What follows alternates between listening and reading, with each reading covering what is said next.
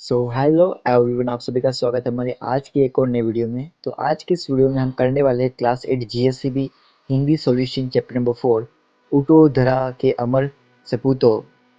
सबसे पहले है निम्नलिखित प्रश्नों के उत्तर दीजिए। प्रश्न नंबर 1, कवि धरा के अमर सपूतों से क्या चाहते हैं? उत्तर, सदियों की गुलामी के बाद हमारे देश को स्वतंत्रता मिली है। कवि चाहते हैं कि देश के युवक स्वतंत्रता के बाद देश का नव निर्माण करे, लोगों के जीवन में नया उत्साह भरे, उनमें नए प्राणों का संचार करे, युग युग के मुरझाए हुए फूलों की नई मुस्कान दे, अपनी मंगलमय वाणी से संसार रूपी उद्यान को गुंजित करे, वे तरह तरह का ज्ञान प्राप्त कर देश का भविष्य उज्जवल बनाए। इस प्रकार कवि धरा के सपूतों से अनेक अपेक्षाएं रखते हैं। प्रश्न नंबर 2, कवि नई मुस्कान कहाँ देखना चाहते हैं? उत्तर, दिलों के फूल स्वतंत्रता के प्रकाश में खिलते हैं। हमारा देश सदियों तक गुलामी के अंधेरे में रहा है। विदेशी शासक यहाँ के लोगों पर अत्याचार करते रहे, अन्याय और तरह तरह का शोषण सहते सहते लोग अपना स्वाभिमान खो बैठे। उनके दिलों में उदासी छा गई। कवि की इच्छा है कि ऐसे मुर्दों दिलों में फिर से नए जीवन का संचार हो। इस प्रकार कवि युग युग के लोगों के मुरझाए हुए हृदय सुमनों पर नई मुस्कान देखना चाहते हैं। प्रश्न नंबर 3, कवि ने देश के सपूतों को क्या संदेश दिया है? उत्तर, कवि देश के सपूतों से कहते हैं कि देश स्वतंत्र हो चुका है, अब तुम्हें देश का नवनिर्माण करना है। स्वतंत्रता का लाभ जन जन तक पहुंचाना है। देशवासी तुमसे बड़ी बड़ी आशाएं रखते हैं, तुम्हें उन्हें निराश नहीं करना है। तुम्हें लोगों में नए प्राण फूंकने हैं, विकास के नए रास्ते खोजकर तुम्हें देश का पिछड़ापन दूर करना है।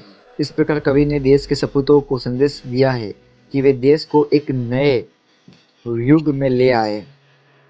प्रश्न नंबर 4, हमारी राष्ट्रीय संपत्ति कौन कौन सी है? उसकी सुरक्षा के लिए आप क्या क्या कर सकते हैं? उत्तर, रेलगाड़ियाँ, रेलवे स्टेशन, राष्ट्रीय राजमार्ग, नदियाँ, अभयारण्य, पुरातत्व संपत्ति आदि हमारी राष्ट्रीय संपत्ति है। राष्ट्रीय संपत्ति की सुरक्षा हमारा कर्तव्य है।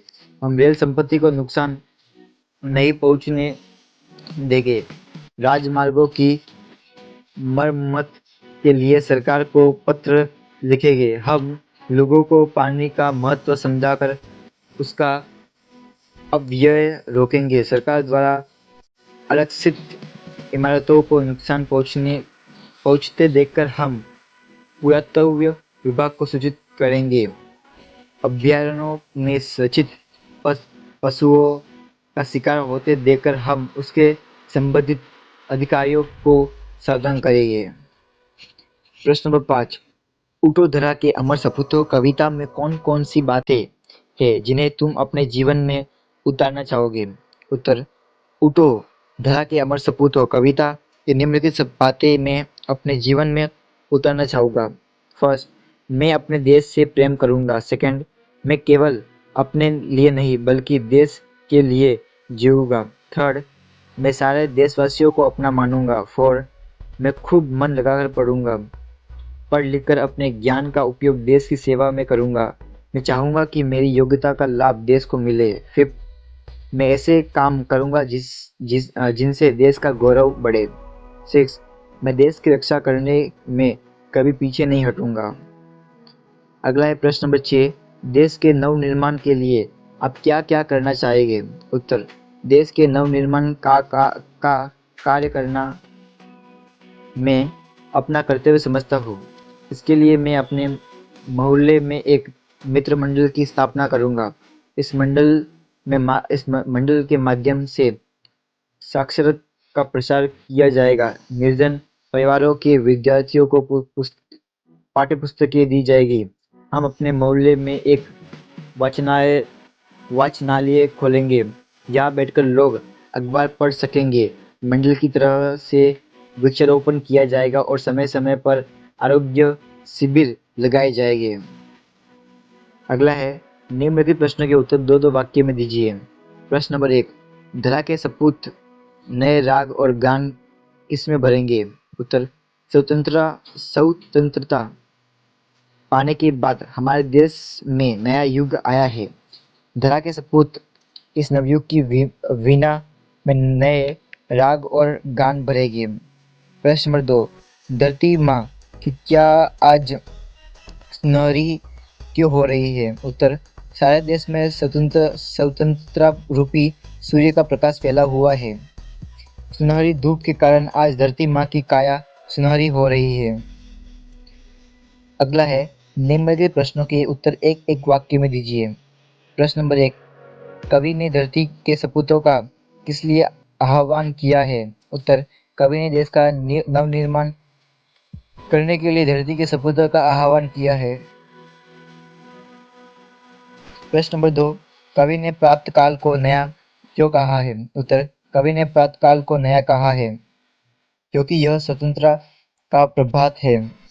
प्रश्न नंबर 3, लोगों में नई उमंगें और तरंगे क्यों हैं? उत्तर, लोगों में नई उमंगें और तरंगे हैं क्योंकि सदियों की पराधीनता के बाद देश को स्वाधीनता मिली है। प्रश्न नंबर 4, डालों पर बैठे पंछी क्या कर रहे हैं? उत्तर, डालों पर बैठे पंछी नए स्वरों में गाकर अपनी खुशी प्रकट कर रहे हैं। प्रश्न नंबर 5, नूतन मंगलमय ध्वनियों से किसे गुंजित करना है? उत्तर, नूतन मंगलमय ध्वनियों से जगत रूपी उद्यान को गुंजित करना है। प्रश्न नंबर 6, कवि ने किसे शुभ संपत्ति कहा है? उत्तर, कवि ने सरस्वती के पावन मंदिर को शुभ संपत्ति कहा है। प्रश्न नंबर 7, नवयुग का आह्वान कैसे किया जाएगा? उत्तर, ज्ञान के सैकड़ों दीपक जलाकर नवयुग का आह्वान किया जाएगा। अगला है, सही वाक्यांश चुनकर पूरा वाक्य फिर से लिखिए। फर्स्ट, कवि ने धरा के सपूतों को अमर बताया है क्योंकि इतिहास में सदा के लिए उनका नाम रहेगा। सेकंड, ज्ञान दीपक का समान है क्योंकि वह अज्ञान का अंधेरा दूर करता है। अगला है, कोष्टक में से उचित शब्द चुनकर रिक्त स्थानों की पूर्ति कीजिए। फर्स्ट, उठो धरा के अमर सपूतों को नया निर्माण करो। सेकंड, युग युग के मुरझे सुमनों में नई नई मुस्कान भरो। थर्ड, डाल डाल पर बैठे विहंग कुछ नए स्वरों में गाते हैं। और नूतन मंगलमय ध्वनियों से गुंजित जग उद्यान करो। फिफ्थ, सत सत दीपक जला ज्ञान के नवयुग का आह्वान करो। अगला है, निम्नलिखित प्रत्येक प्रश्न के उत्तर के लिए दिए गए विकल्पों में से सही विकल्प चुनिए। फर्स्ट, अमर सपूत किसका नया निर्माण करेंगे? देश का। सेकंड, नए प्रभात के पहले किसका अंधेरा था? उत्तर, गुलामी का। थर्ड, वीणा किस देवी के हाथ में होती है? उत्तर, सरस्वती के। फोर्थ, हम किसके रक्षक और पुजारी हैं? उत्तर, सरस्वती मंदिर के। तो यहाँ पे हमारे चैप्टर नंबर 4 की सॉल्यूशन खत्म होते हैं। आई होप ये वीडियो आपके लिए हेल्पफुल हुई होगी। तो इस वीडियो को एक लाइक कर देना और नीचे कमेंट में जरूर बताना कि आपको अगला वीडियो कौन से सब्जेक्ट और चैप्टर पे चाहिए। और चैनल को सब्सक्राइब कर देना। मिलते हैं किसी नए वीडियो में, तब तक के लिए गुड बाय।